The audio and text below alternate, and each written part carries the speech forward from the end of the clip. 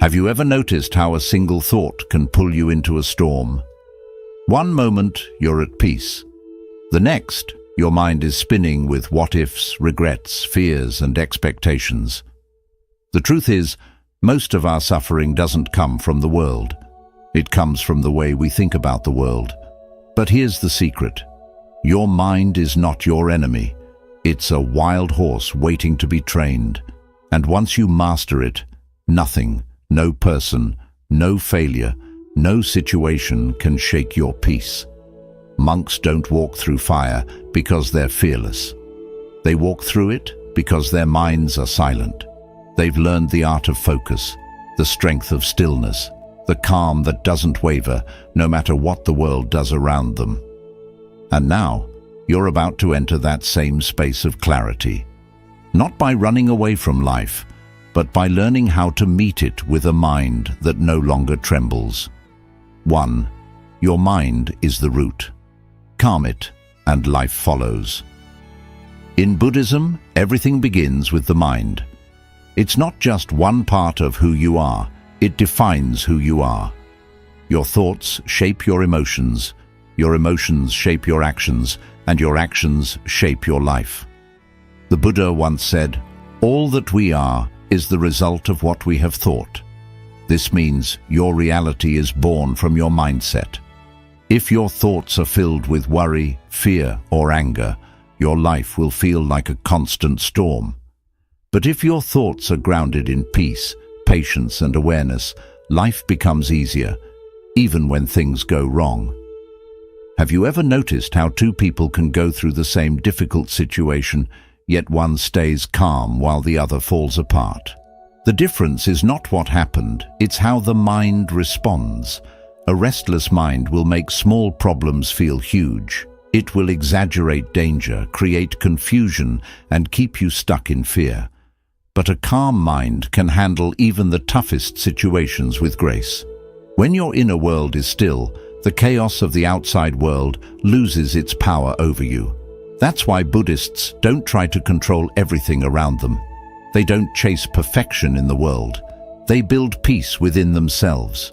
You cannot stop the waves of life, but you can learn how to surf.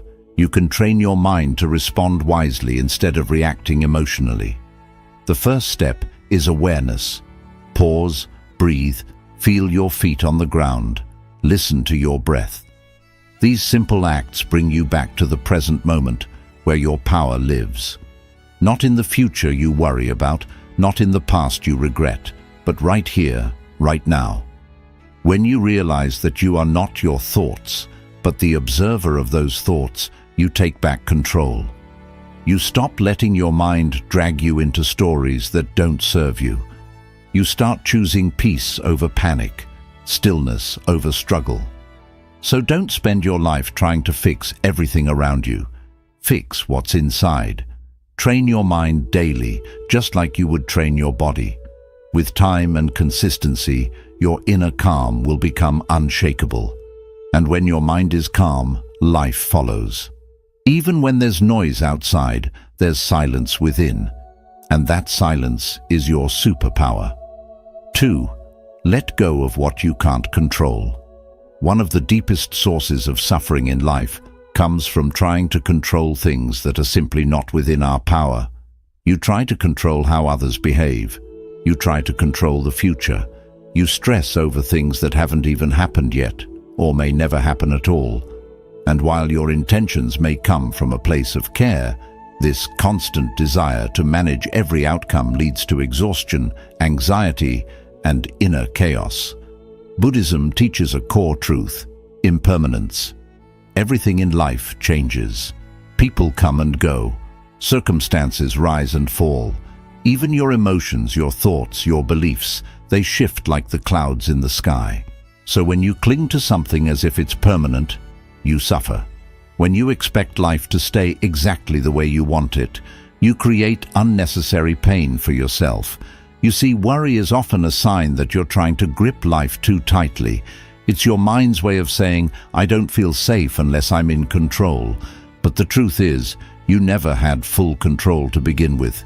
You can't control how someone feels about you. You can't control the outcome of every decision. You can't even fully control your own thoughts without awareness and training. What you can control is your reaction, your attitude, your inner balance. Letting go doesn't mean giving up. It doesn't mean becoming passive or careless. It means you stop trying to force life to match your expectations, and instead, you begin to flow with it. You learn to trust the rhythm of things. You plant your efforts, but release your grip on the outcome. Ask yourself this powerful question: is this within my control? If the answer is no, breathe and let it go. If the answer is yes, focus on what you can do, and then let the rest unfold. Imagine holding a rope that's burning your hand. The longer you hold on, the more it hurts. But the moment you let go, the pain begins to heal. That's what happens when you release control over things that were never yours to manage. In Buddhism, peace is not about fixing the external. It's about dissolving attachment to it. So if someone wrongs you, let go of the need for revenge. If plans change, let go of the need for certainty. If life surprises you, let go of resistance. Because on the other side of letting go is freedom. And in that freedom, you'll find what worry could never give you: clarity, calm, and deep inner peace. 3.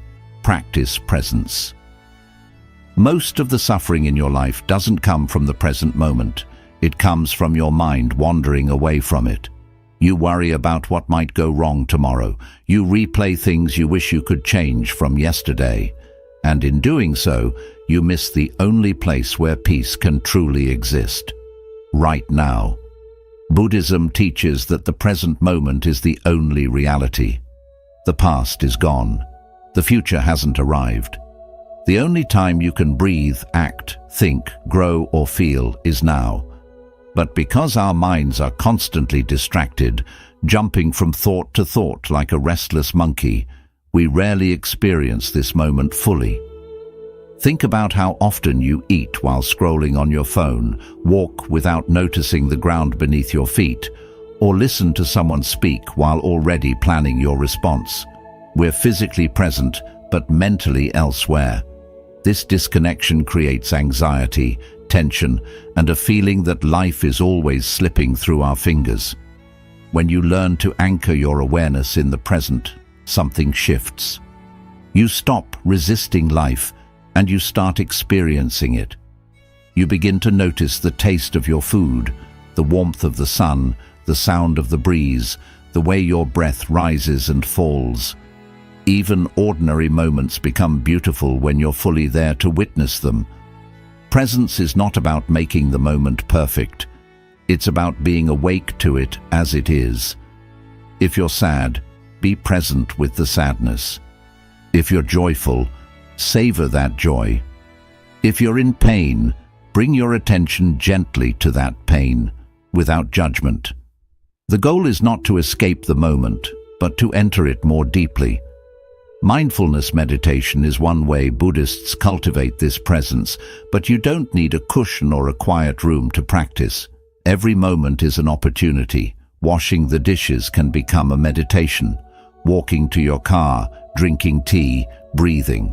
The key is awareness, bringing your full attention to what is. And here's the secret. The present moment is rarely as overwhelming as your thoughts about it. When you stop imagining all the what-ifs and regrets, you'll find that this moment, just as it is manageable, even peaceful. When your mind stays in the now, it stops chasing problems that haven't happened and grieving things that no longer exist. You become grounded, steady, unshakable. So slow down, breathe, come back to where your life is actually happening, not in the mind, but in this breath, this step, this heartbeat, because this moment is your life.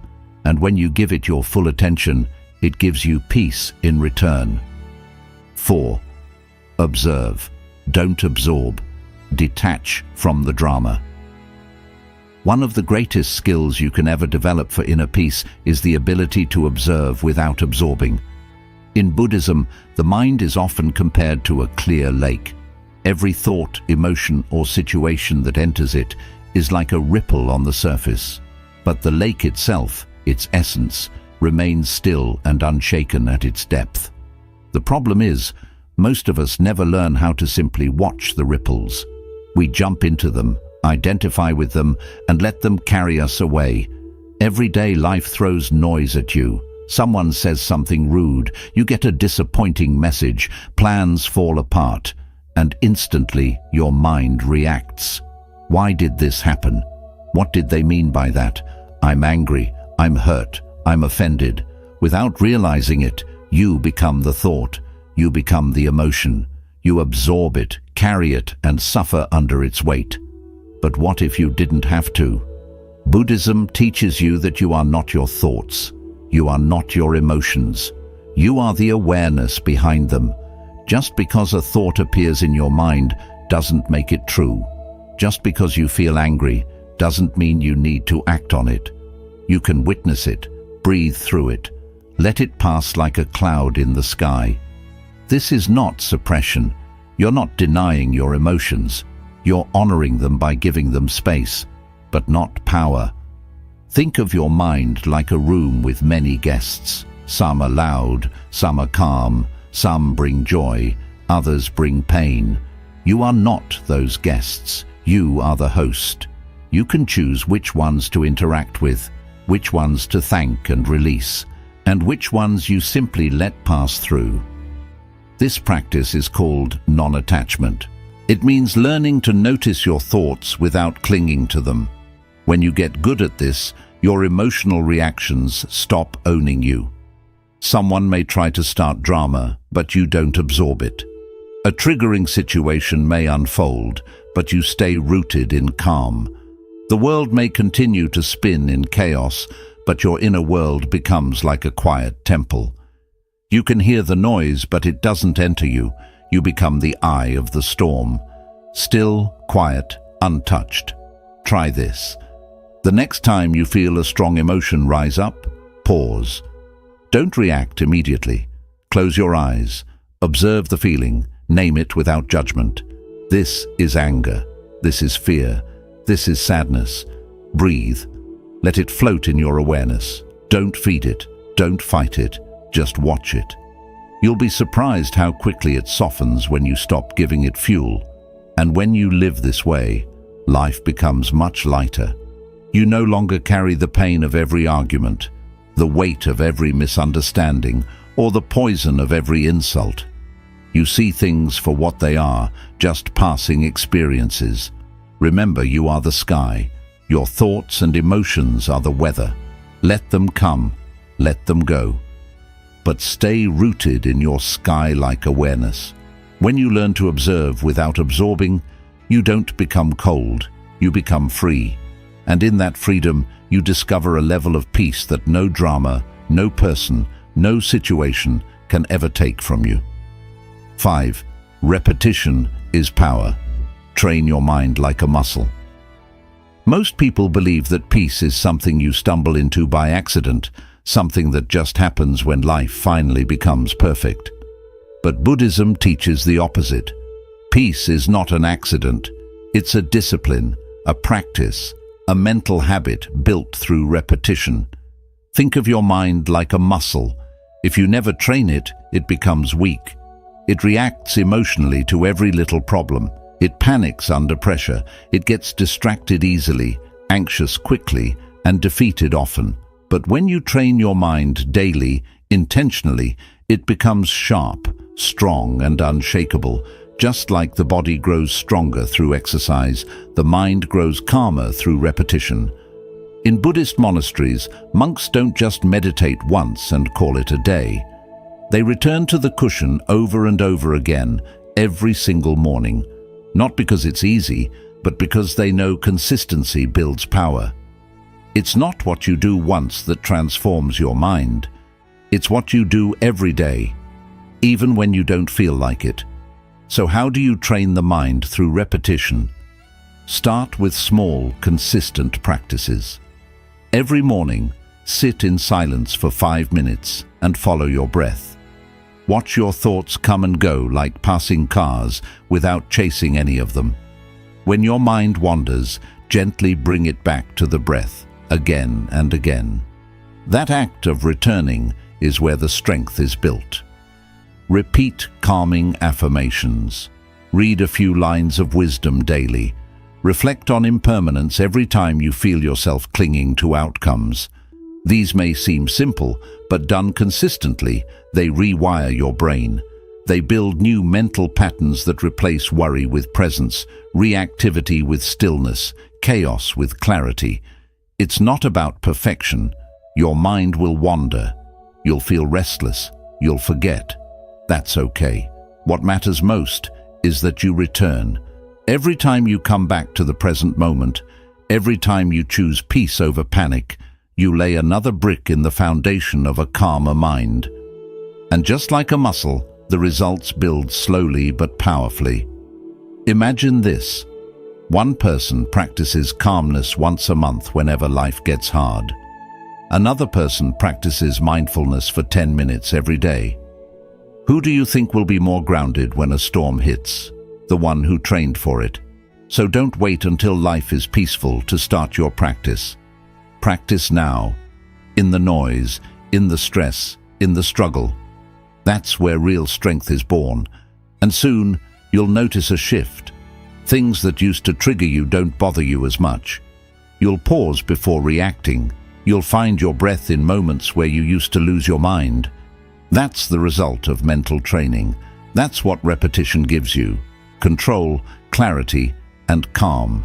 Remember, every time you return to stillness, you become more powerful.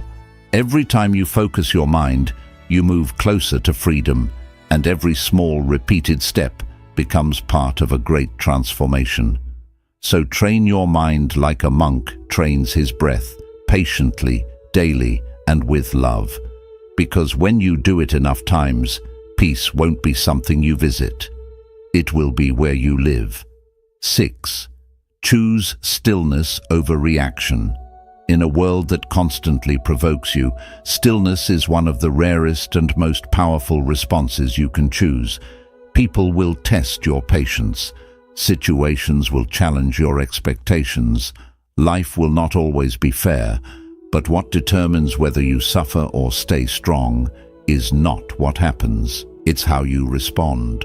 Most people live in a state of automatic reaction. Someone says something offensive and they snap back. A plan falls apart and they panic. Their mind immediately jumps into defense mode, arguing, overthinking, complaining, or attacking. This constant reactivity creates a storm inside them that never settles, and without realizing it, they become slaves to every external trigger. But Buddhism teaches something radically different, the power of non-reaction.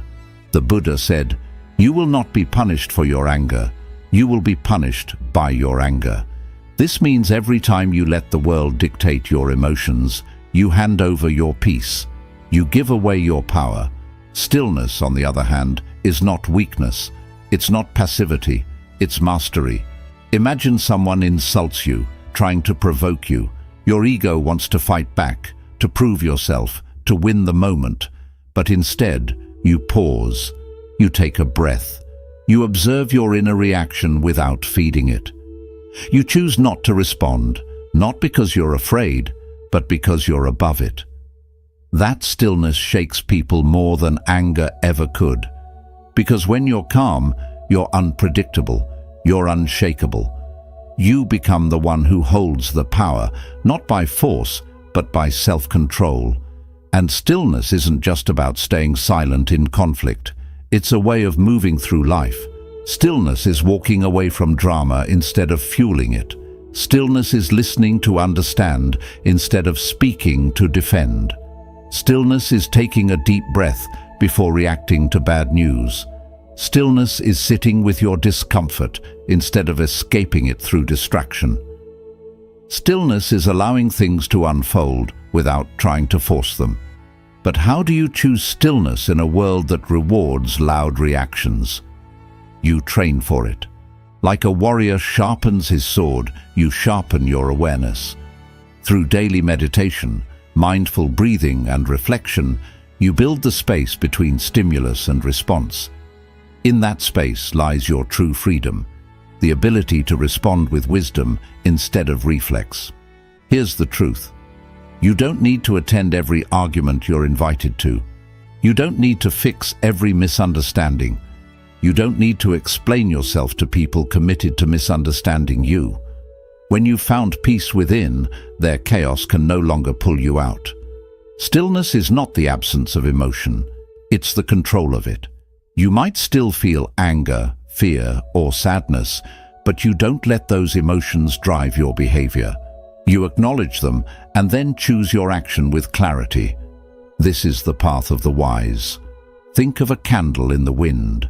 If the wind is too strong, the flame flickers, struggles, and eventually dies. But in stillness, protected, calm, the flame burns bright. Your inner flame is no different. If you constantly react, you'll burn out. But if you learn to stay centered, your inner light will guide you through anything.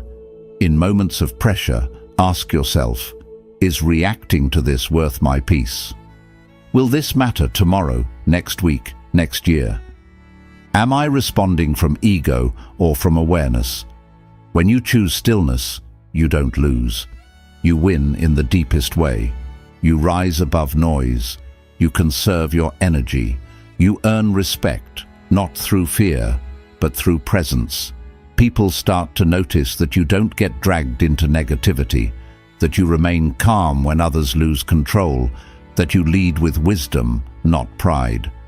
This is not easy, but it is worth it, because a person who lives in stillness becomes untouchable, not because life gets easier, but because they become stronger.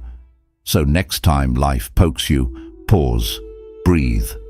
Remember that you are in control of your response. And when you choose stillness, you choose power, you choose freedom, you choose peace. 7. Compassion creates inner peace. You can meditate for hours. You can master silence, train your breath, and keep your mind focused like a laser. But if your heart is heavy with judgment, resentment, or hatred, true peace will still escape you. That's why in Buddhism, the highest form of inner mastery doesn't come just from discipline or stillness. It comes from compassion.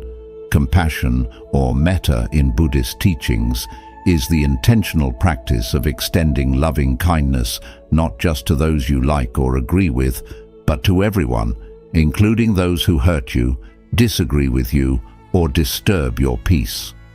This might sound difficult, and it is, but it is also one of the most liberating practices you will ever experience. Why? Because the more you judge others, the more judgment grows inside you.